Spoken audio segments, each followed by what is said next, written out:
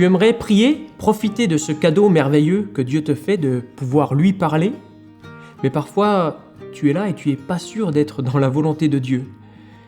Alors je te conseille déjà d'apprendre le Notre Père et puis de le prier en réfléchissant aux paroles. Mais au-delà de ça, tu pourrais prier toute la Bible.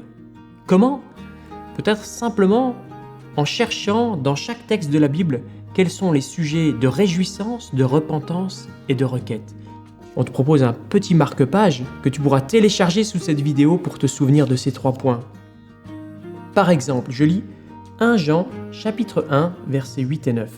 « Si nous disons que nous n'avons pas de péché, nous nous séduisons nous-mêmes et la vérité n'est pas en nous.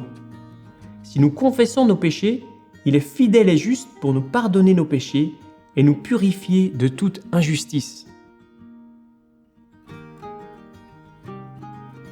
J'aimerais dire merci à Dieu parce qu'il pardonne mes péchés, parce qu'il me purifie de toute injustice.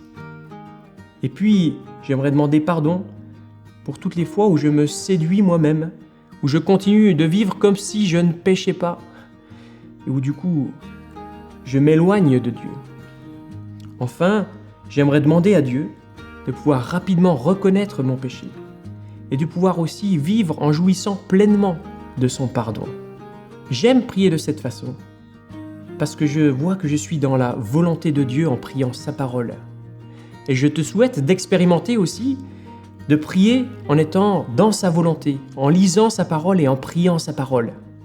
Si tu es un peu hésitant et que tu n'as pas l'habitude, je te propose de trouver 2 ou 3 personnes, 2 ou 3 chrétiens qui ont l'habitude de prier de cette manière et qui ont de la joie en priant de cette manière.